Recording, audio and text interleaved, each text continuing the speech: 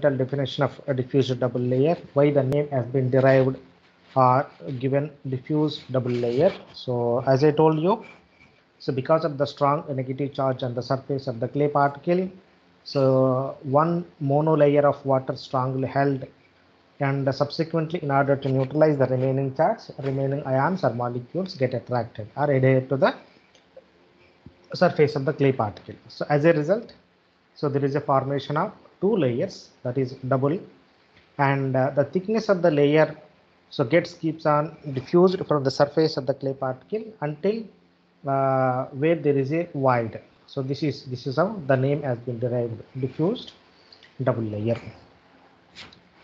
So this is what exactly the phenomenon, what happens when you add the water or when you heat the soil sample. So this is a perfect dry condition.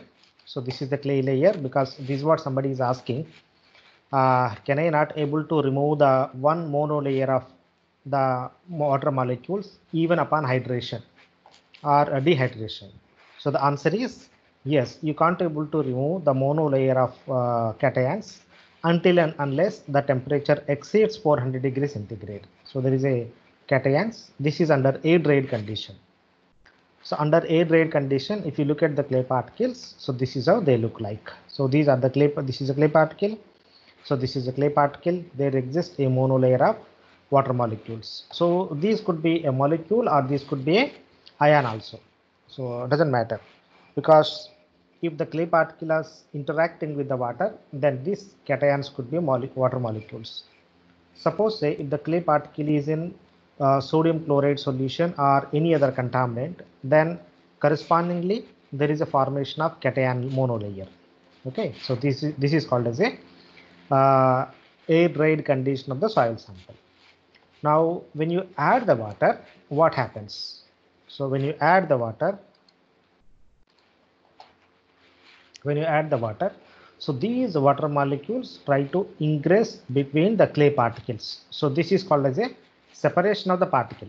You can see this particle is moving one direction, this particle is moving in another direction. So this is how the clay particles separate.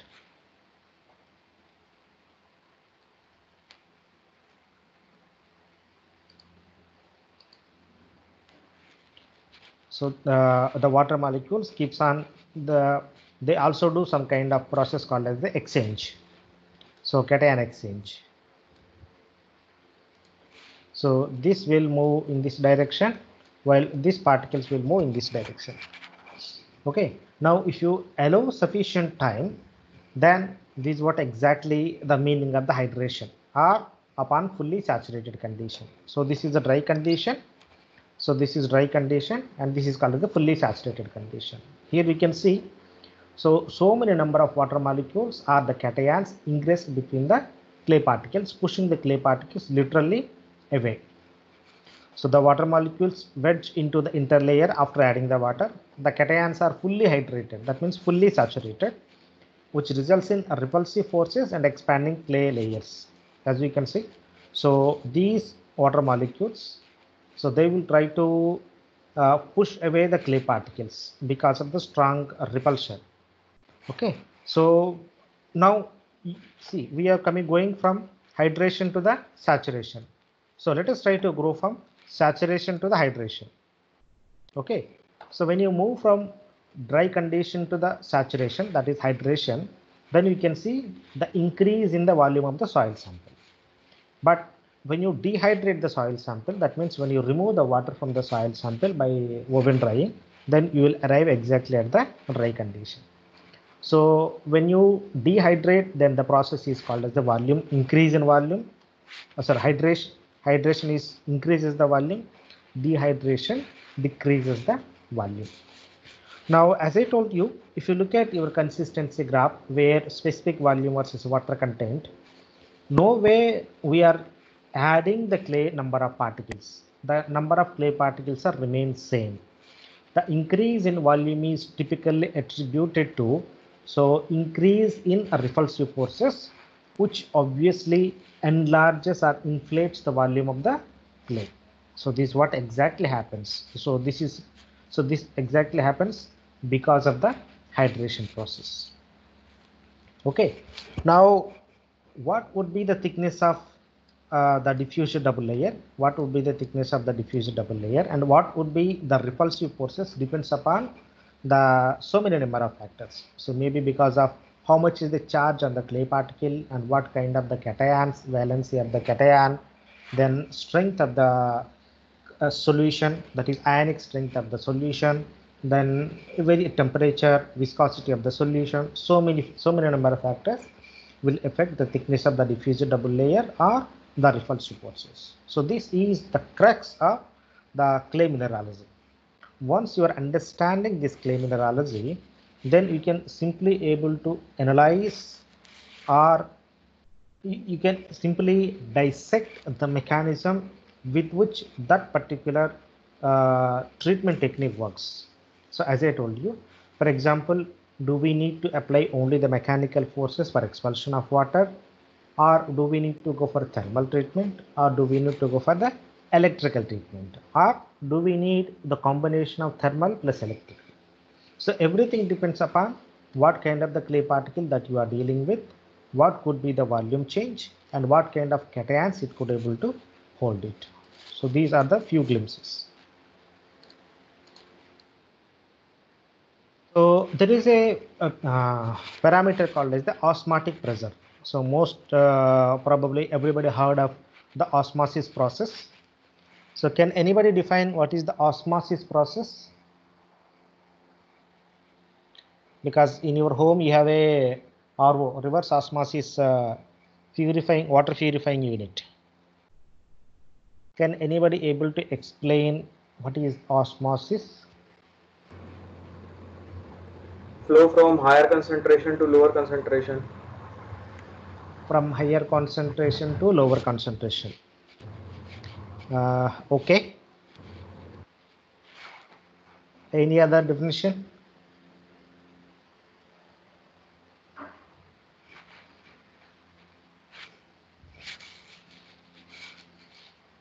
See, there is a process called as a diffusion also. There is something called as a diffusion. I don't know how many have heard. Did anybody heard diffusion?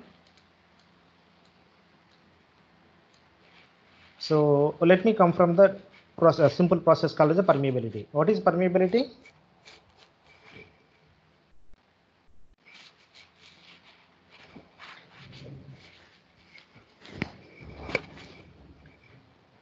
The ability to pass fluid through any medium is permeability. Very good. So it is ability of the any fluid to pass through it. Suppose if you look at the Darcy's law, that is V is directly proportional to I. All right. V is directly proportional to I. What is I here? Hydraulic gradient. That means gradient. Yeah. Suppose Loss if per you unit want to, length. yeah, if you want to allow the fluid particle to pass from one location to the another location, you need to maintain this much amount of gradient. Is it true? Or the velocity with which a particle is moving is directly proportional to the gradient that you maintained. This is what is called as a Darcy's law.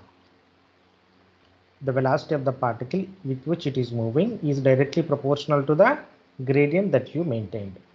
That means if there is no gradient, then no water can flow.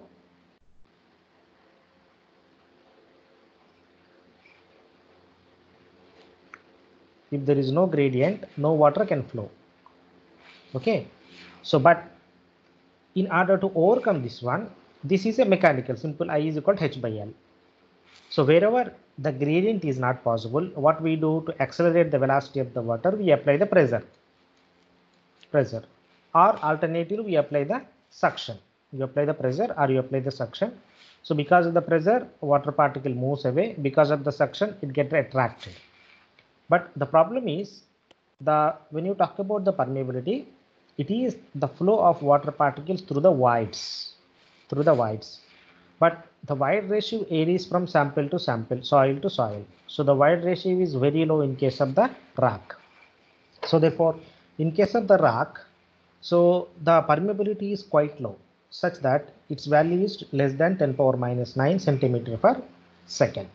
Now wherever the permeability is very low and wherever there is a contaminant is there, so there the diffusion dominates. There is a prevalence of diffusion process. Diffusion also movement of water from one place to the another place.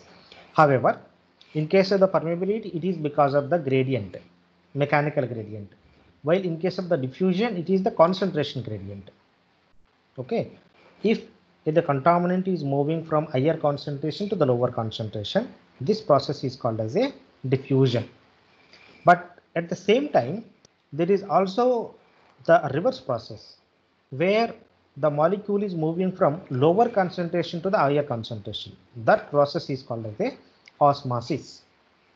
If molecules or if cations move from higher concentration to lower concentration, that is called as a diffusion.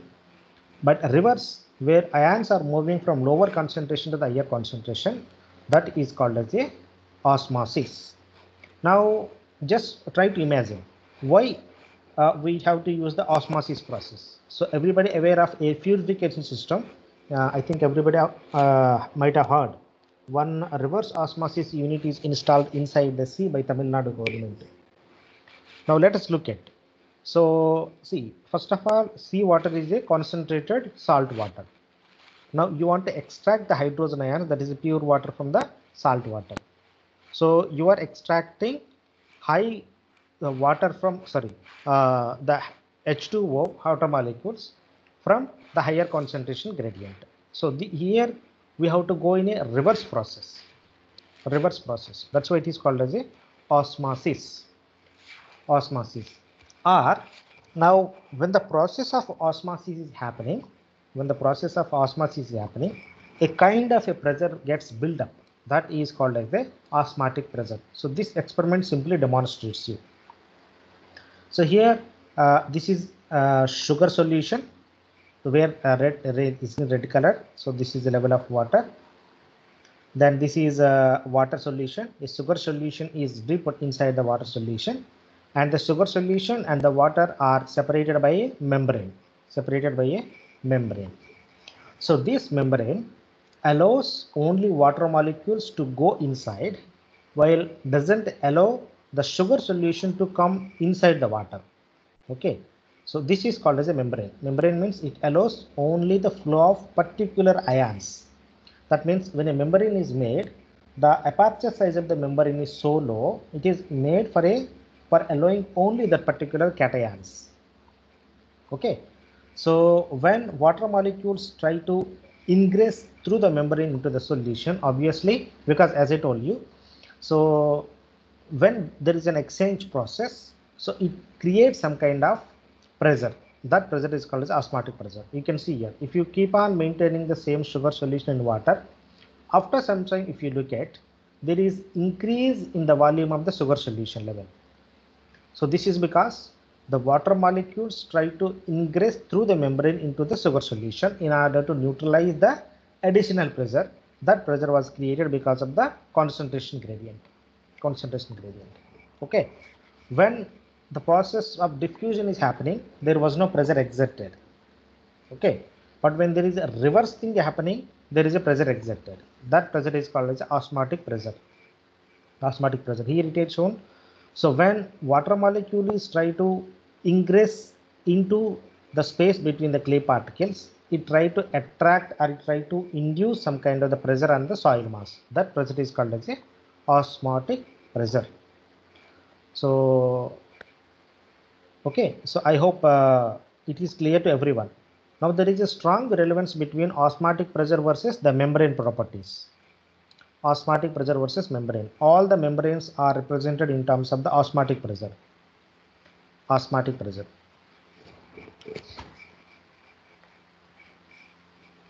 Okay, so that means when you deal with the clay, suppose if you are contaminating the soil with any other chemical apart from the water, there is a possibility of the development of osmotic pressure. Okay, so that means when you deal with the clay, you have to nullify the osmotic pressure as well. It is not only the formation of diffuser double layer. So this is one of the fundamental reason. Even the clay particles are used as some kind of the membranes. So there is a technology called as a permeable reactive membrane, where bentonite is used as a membrane material, or you might have heard in clay liners. So bentonite is used as a retarding media, So okay, when the bentonite expands, it will act as some kind of the membrane, where it doesn't allow any the cations to migrate from one place to the another place. It simply adheres the cations and keeps it as it is for longer periods. It retains them forever.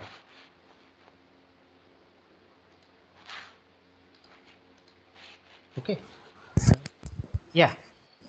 Is diffusion and reverse osmosis same thing? No. Diffusion means movement of ions from higher concentration to lower concentration. Okay. The reverse is osmosis. And reverse osmosis is also there, na? So reverse osmosis and diffusion is the same or different? No. Reverse osmosis means, see, it is osmosis only. Reverse means, see, as I told you, you want to extract water molecules from the sodium salt. Okay, so there if you do the osmosis, what happens? The water molecules will enter into the sodium salt, sodium chloride solution.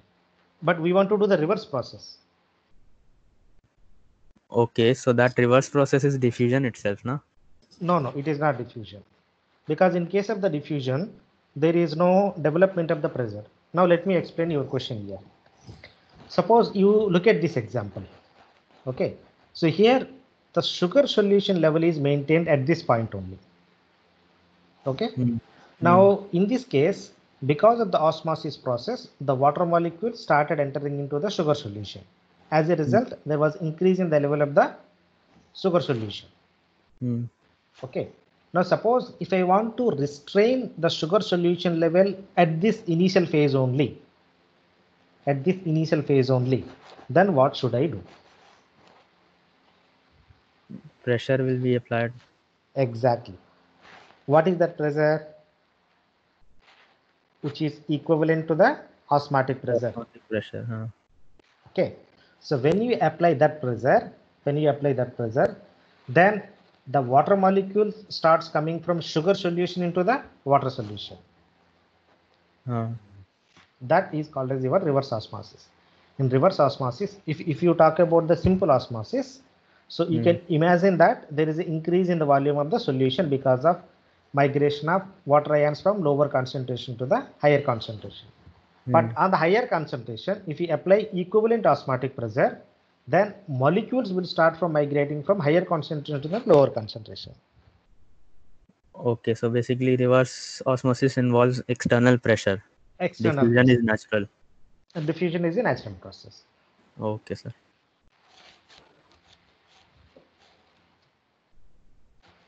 Okay, so this is what is exact meaning of clay water interaction. So you can see the thickness of the diffusion double layer. This is a relative comparison between the montmorillonite mineral particle and kyanite mineral particle. So typical kyanite crystal size is 1000 by 100 nanometer, and montmorillonite is 100 by 1 nanometer. So this is the thickness of approximate diffusion double layer in case of the montmorillonite, and this is in case of the kyanite. Okay, so as we discussed, because of the larger surface area, montmorillonite could able to hold the significant amount of the water. So this is what further happens when there is a process called as hydration is happening. So initially there is a separation of interlayer. So because the water or the ions start exchanging with the ions between the interlayers initially, then followed by the layers, but the layers will happen at the last. First the expansion starts at the interlayer level, then at the interparticle level, then ultimately at the interlayer levels. Okay, this is called as a, so the separation of interlayer and interparticle is called as a primary swelling, and the separation of the seeds or the layers itself, that is called as a, so the crystalline or intra means separation of the particle, intra means separation of the seeds. Okay, so now it is clear to everyone what is the meaning of the clay particle. So what is interparticle, what is interlayer, what is layer, what is seed.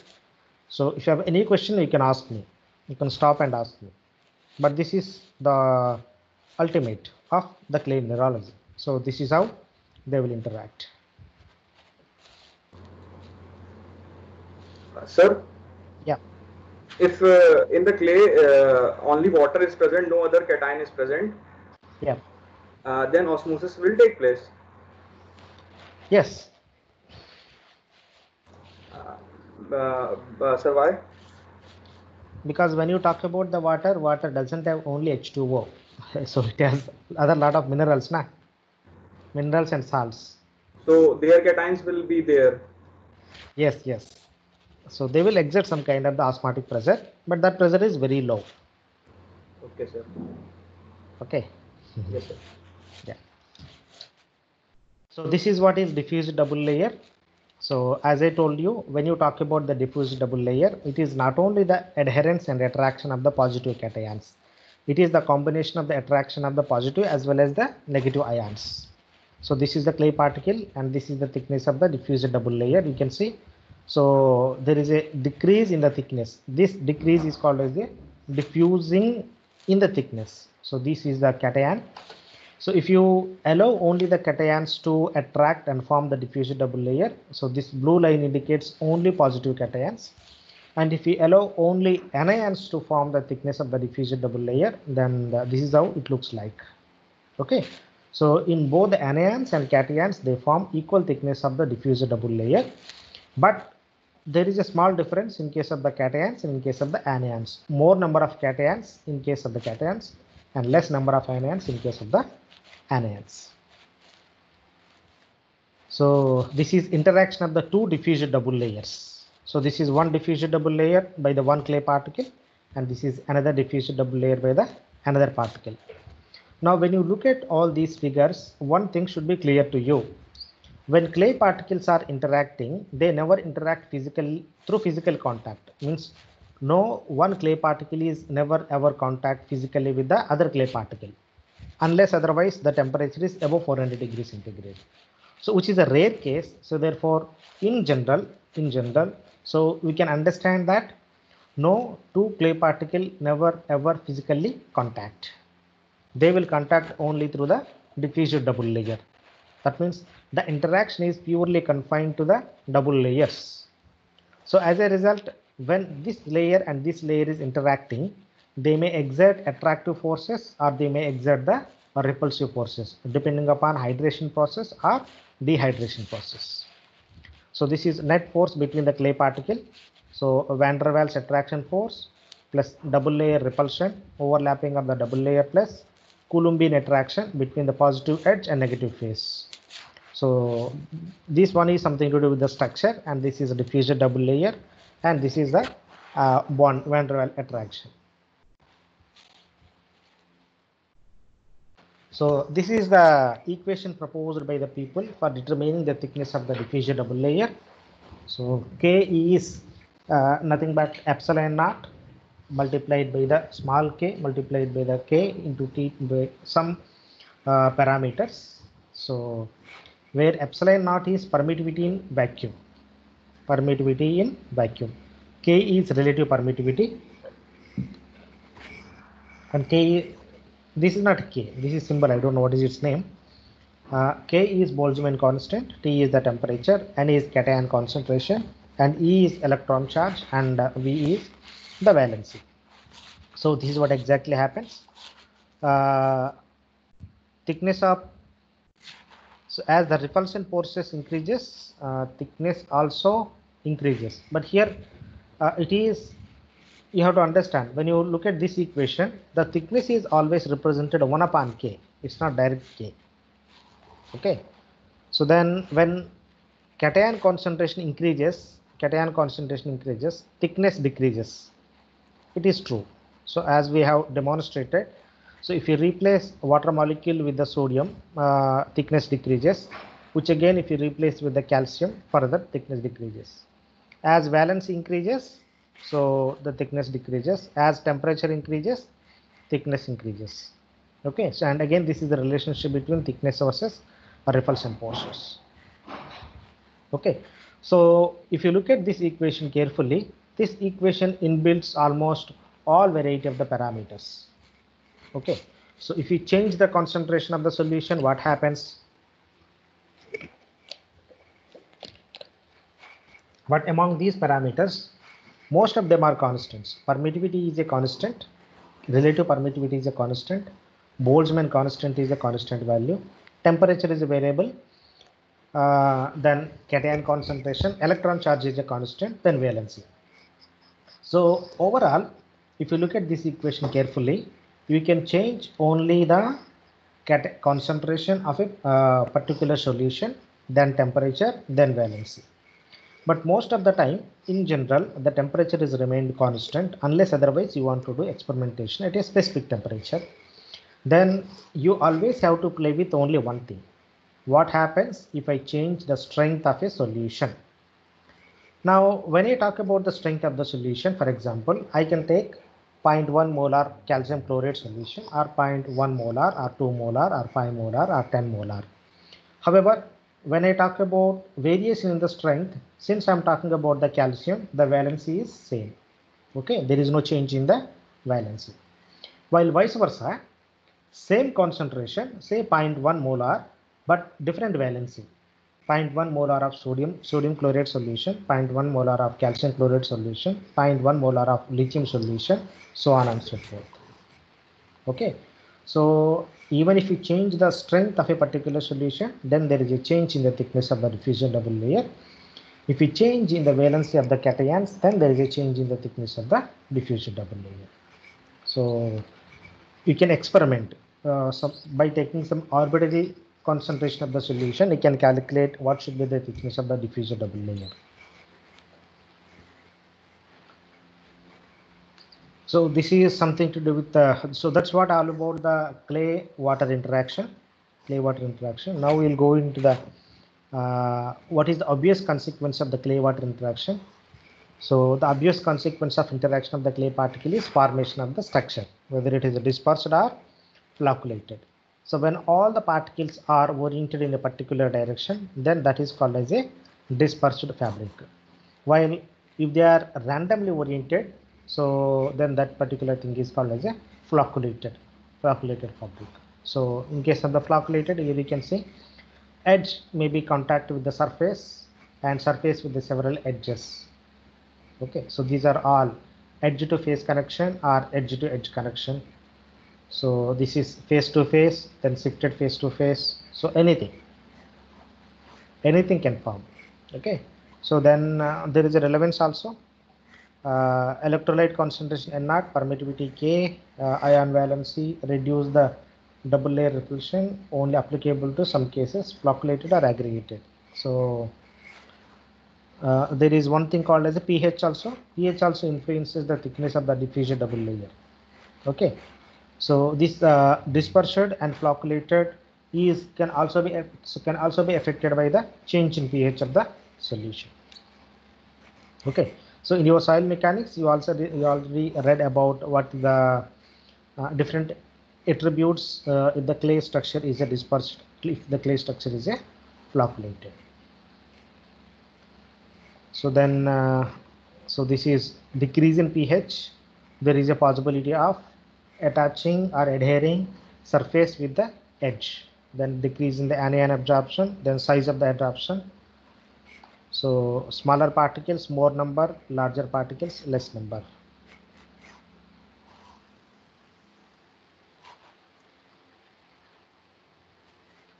So these are the small glimpses about the obvious consequence of the clay water interaction. So for a better illustration, so we have taken different values.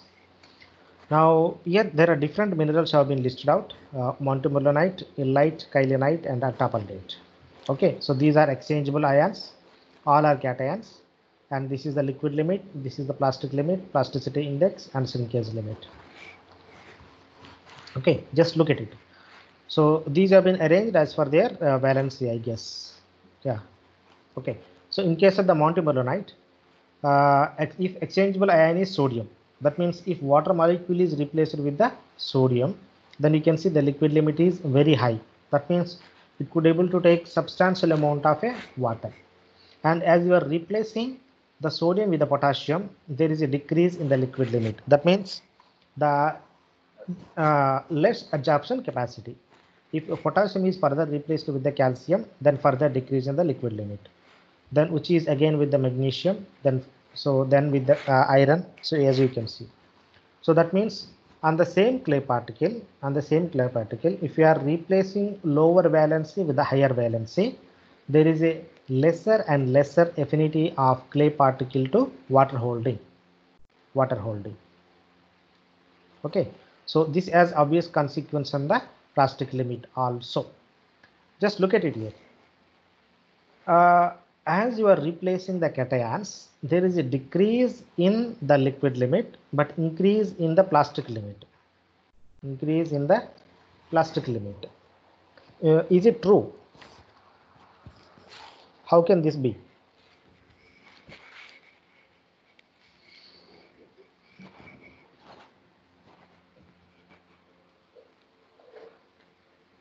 Any justifiable answer?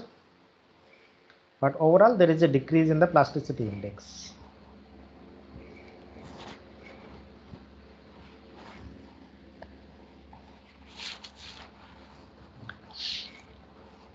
Anybody can able to answer this one? So when you are replacing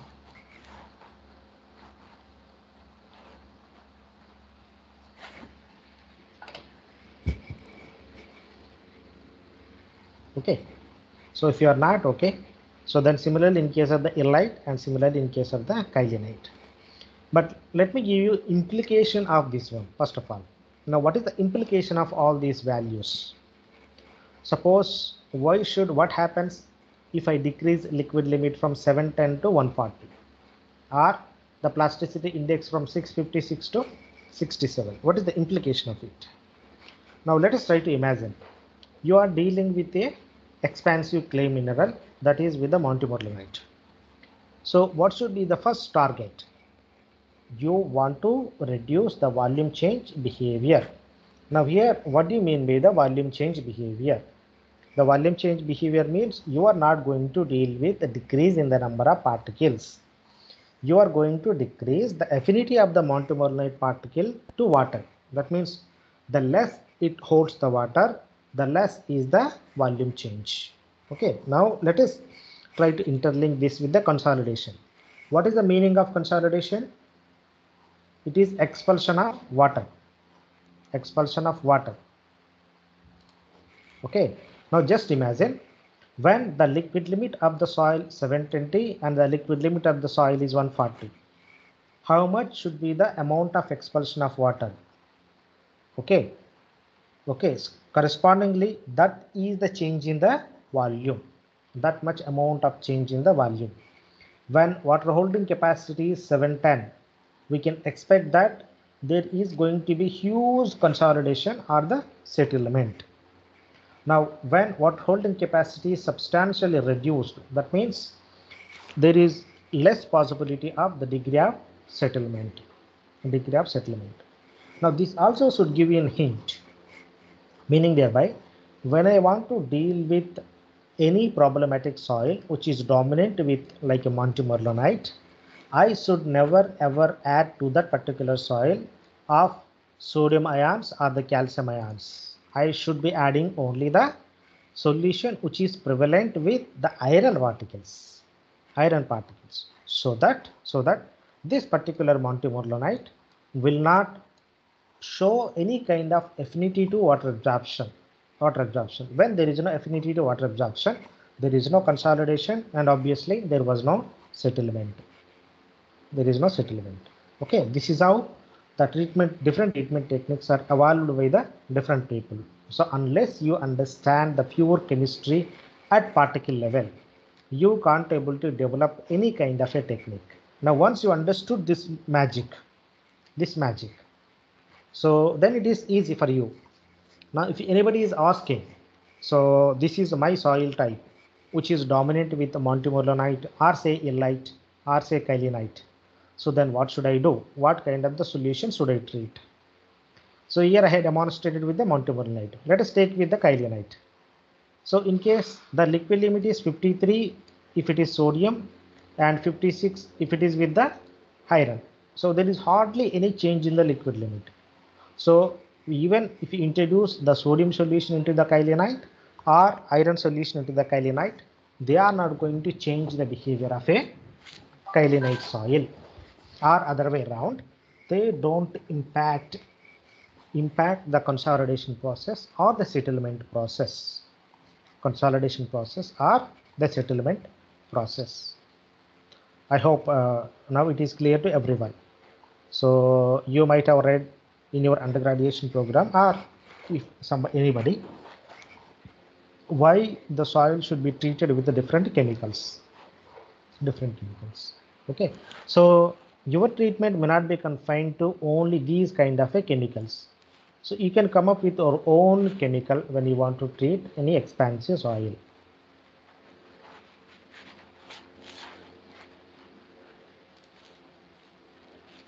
All right.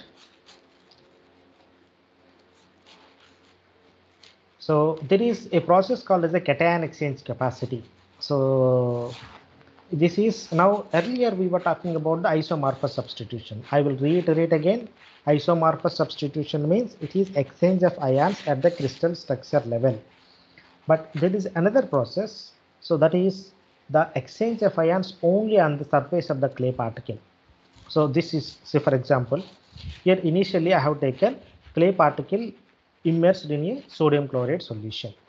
Now I try to replace this sodium chloride solution with the calcium chloride solution. So this is what exactly happens. So all the sodium ions are replaced with the calcium ions, but less in number because of the valency. When 4 calcium chloride molecules are added, so then the 4 are attached to the clay particle, but it results in release of 8 sodium chloride molecules. Okay, this exchange of sodium with the calcium is called as a cation exchange capacity. So this happens only on the surface of the clay particles.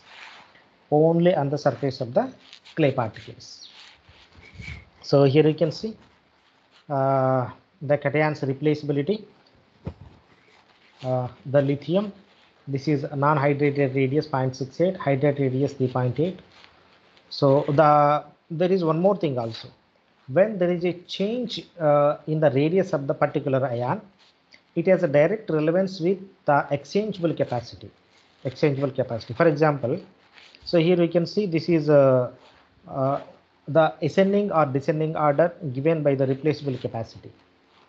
So lithium plus is less than sodium plus, and that means sodium can replace the lithium. So potassium can replace the sodium, rubidium can replace the potassium, cesium can replace the rubidium. Okay, this cesium can be replaced with the magnesium. Now let us look at initially. If you look at the valency of the lithium, sodium, potassium, rubidium, cesium are 1. All are plus.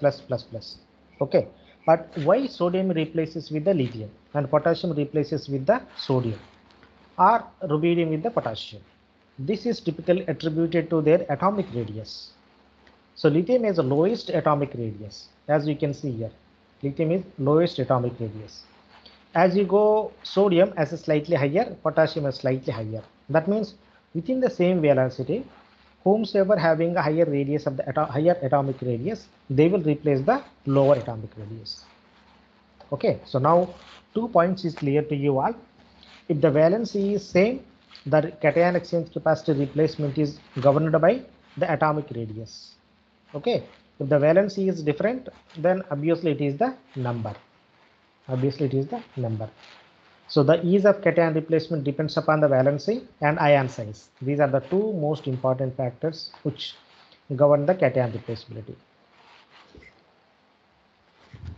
Then the third is the concentration also.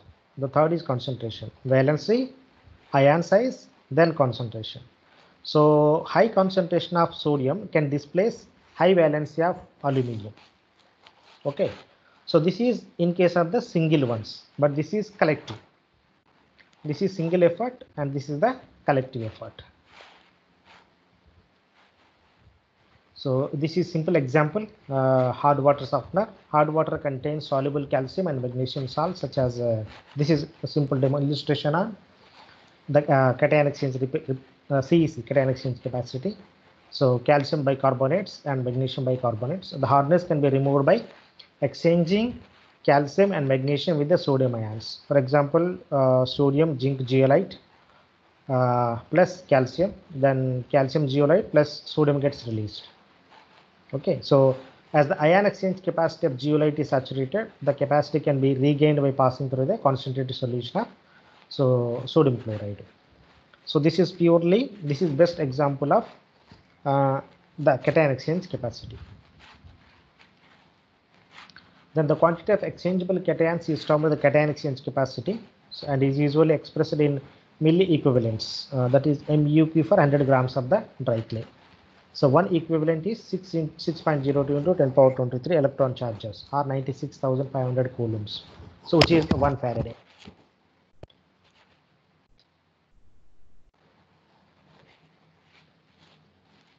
So this is something like swelling potential. I have already explained it. So the obvious implication of adsorbed layer is either swelling or shrinkage. Swelling or shrinkage. So now you can see the consistency limits, the plastic, that is plasticity index and shrinkage limit, how they have been interrelated with the degree of expansion. Suppose if the plasticity index is greater than 35, very high expansion. If it is 25 to 41, high expansion. 15 to 28, medium. Less than 18, low. Okay. So this is one of the reason even in transportation engineering, you normally prefer plasticity index, low plasticity index of the soils for road construction, because they don't show normally any affinity to water absorption. Similarly, depending upon the shrinkage limit also, either you can go for plasticity index or shrinkage limit, or based on the clay content. Those are called the colloidal content or the clay content.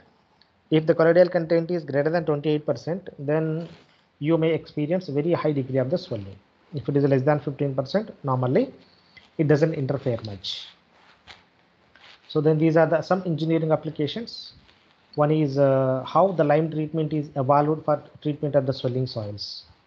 The swelling clay such as sodium montmorillonite beneath the foundation is potentially harmful to the light structure. Adding lime into such soil can effectively reduce the swelling potential due to calcium displacing the sodium, and can increase the strength by dehydration of the soils and cementation. Okay, so this is the application. So in the previous slide, we have understood the mechanism, and these are some applications. And another application of the swelling soils is drilling mud. So drilling mud, so this is soil particle and this is the bentonite, or typically bentonite. Usually bentonite, because of the formation of the diffuser double layer, so they hold a lot of amount of water. As a result, they act as some kind of the membrane. When they are acting as a membrane, they show some kind of the characteristic called as the stability. That means we can form some vertical thickness of vertical layer, or a cake of a bentonite. Best example is cake of a bentonite. This cake of a bentonite has a vertical stability. They don't collapse so easily. Because of that particular attribute, bentonite is used as a drilling fluid. So the swelling clays can form a so-called filter cake, and enable soil layers to become relatively impermeable. So this is one of the impermeabilities, one of the characteristics that assigns or that qualifies the bentonite to be used as a landfill liner or landfill cover. So these are some engineering applications. Let me solve here. Anything is there? Bentonite slurry. Yeah. So this is some kind of an underground construction. So as I told you, the stability of the bentonite. Suppose if we want to do some kind of underground excavation, what normally we do is we make some amount of a small pit initially and fill that pit with the slurry, that is bentonite slurry. So this slurry provides enough stability for the vertical walls of the soil. Thereby it avoids collapse or the cave-in of the walls. Collapse of the cave-in of the walls. So this can be in case of the concrete or in case of the soil also. So that's why whenever you visit any kind of a place where borehole is made inside the soil mass, typically you can see that that particular borehole is always filled with the bentonite. Just whenever you are going to outside or a site visit, so make this particular observation. Okay, so first they will make a small hole, they will fill it with the bentonite, and they will advance for the further progressing of making the borehole, as we can see here. Then once borehole is made, then they will start reinforcement or concreting. This is how they advance construction in clayey soils. While the same thing cannot be achieved if you use the ordinary soil like kyanite or illite. That is not possible.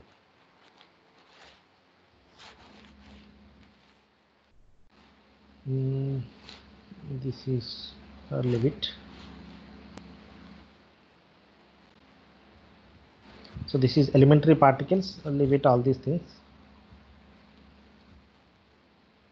This everything you have studied in your soil mechanics.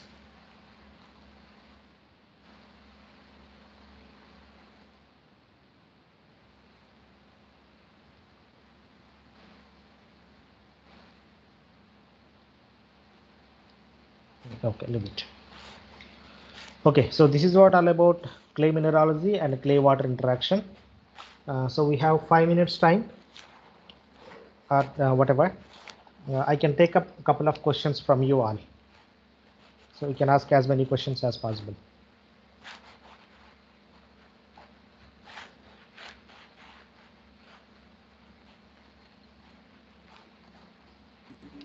Hello, sir. Yeah.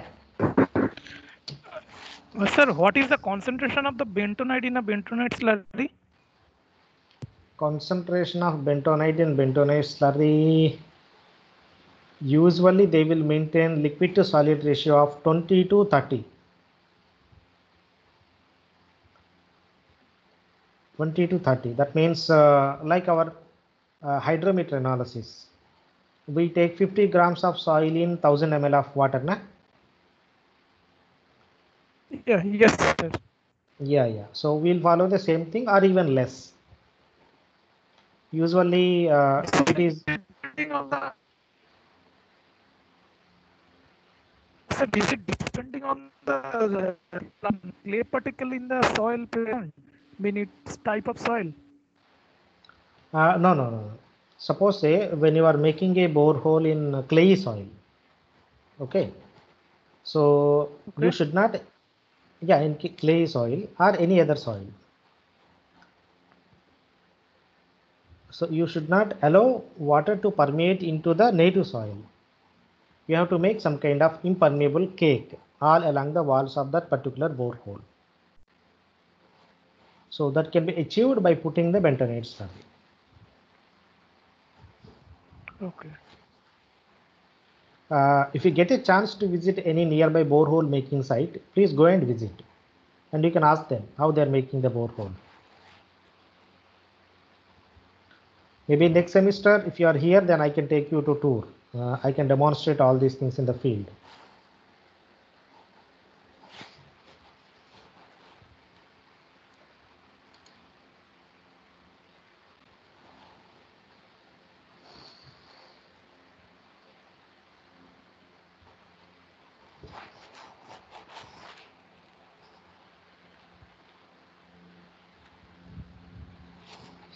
Yeah.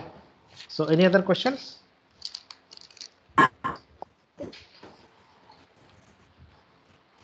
Yes, please. If we represent higher valency of cation, then liquid limit decreases. But in perlite, liquid limit is not decreased. Yeah.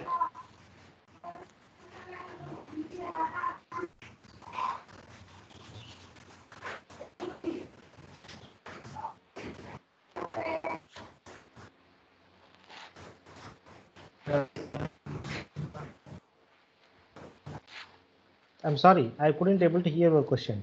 Actually, your voice is breaking.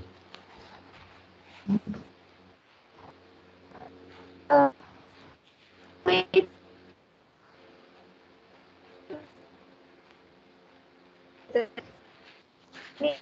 Can be solved.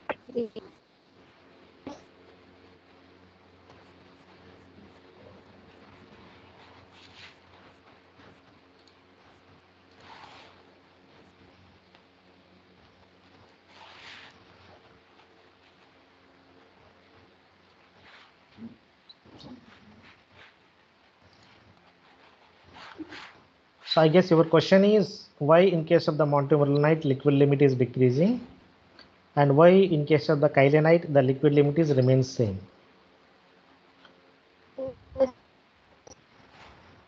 Okay, so say for example in case of the montmorillonite, okay, so when the montmorillonite, see, first thing is that in a given 1 gram of the soil, the kyanite particles are less as compared with the montmorillonite. So one way it can be attributed to the difference in specific surface area. One way, because the sodium, whether it is on the montmorillonite or the kyanite, doesn't matter. It has the same affinity to water. It absorbs the same amount of the water. But the other thing is that when you talk about the montmorillonite, there is a separation of the interlayers, there is a separation of layers, and there is a separation of the particles, which is completely absent in case of the kyanite. It is purely only formation of the diffuse double layer, and there is no interaction of this diffuse double layer. There is no interaction of this diffuse double layer, like there is no repulsion or there is no attraction, no repulsion or no attraction, while such repulsions and attractions are immense, so because of the specific surface area in case of the montmorillonite. So because of these facts, so the liquid limit is very high in case of the montmorillonite and less in case of the kyanite.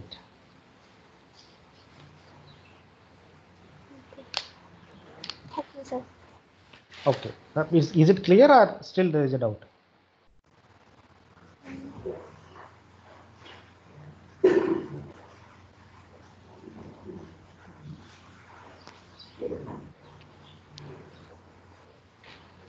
So let me ask a question. So here the plasticity index is 656 and 67. So can anybody able to explain me what is the significance of these two? What does this mean? What is 656 and what is 67?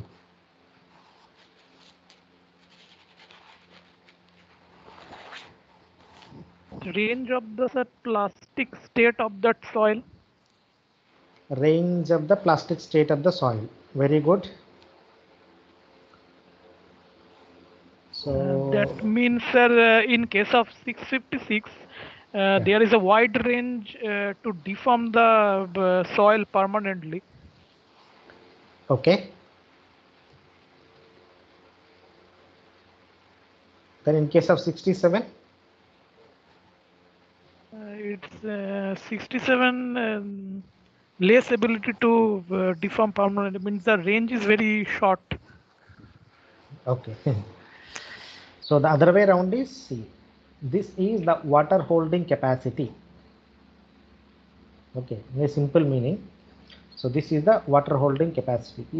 It is possible even below this one also, but as you rightly said, within this amount of the water, it becomes like a plastic. Okay, or exhibits the plasticity characteristics. That means deformation. So deformation, but other way around, it is the water holding capacity also. Water holding capacity. So it is the water holding capacity within which this particular soil is behaves like a plastic material. Okay, so any other question? Sir, why plastic limit is increasing in this case while we increasing the cation size, valency of the cation? Okay, so what is the meaning of here increase in plastic limit?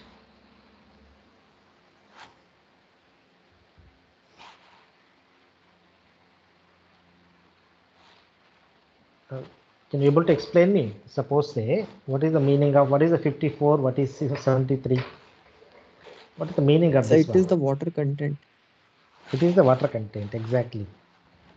So that means when you take the 50, when you take the value of the 54, that means the plasticity is starting at lower water content. Yes, Is it sir. true? While when you talk about 73, it means it is different.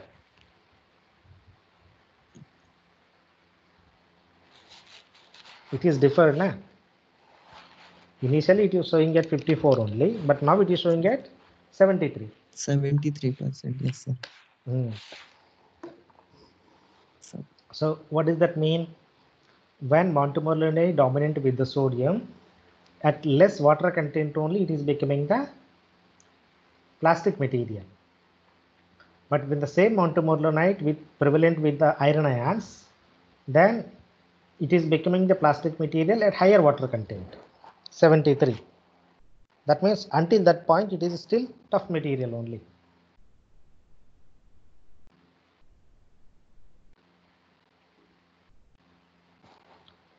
Got it. So don't look into 54 or increase or decreasing order, but rather try to understand. So it has to increase or decrease the plastic behavior.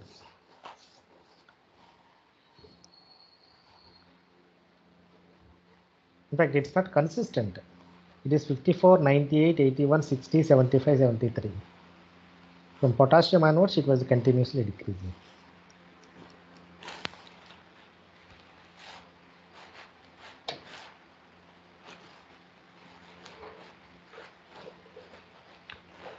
Yeah, so Is cohesion of clay particle also a result of this interaction of double layer?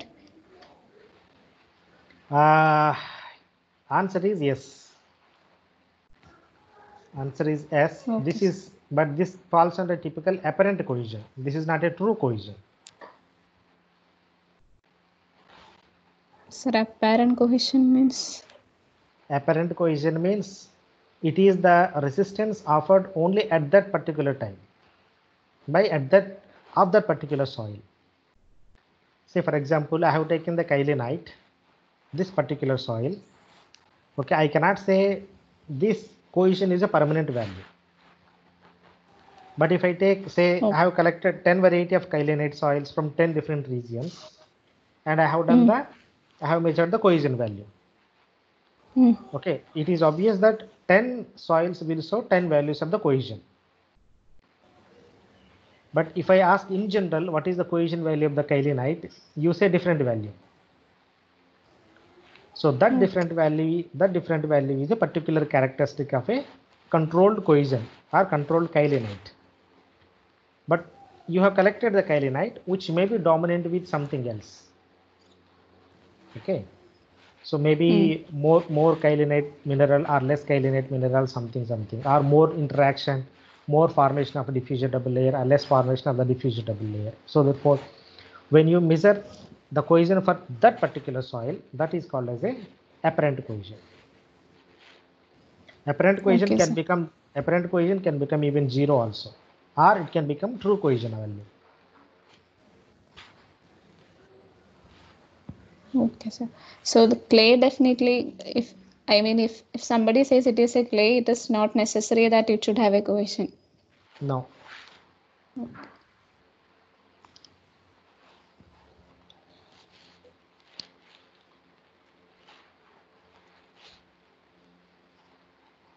So any other questions? Okay, so let me stop it here. So you have a class now.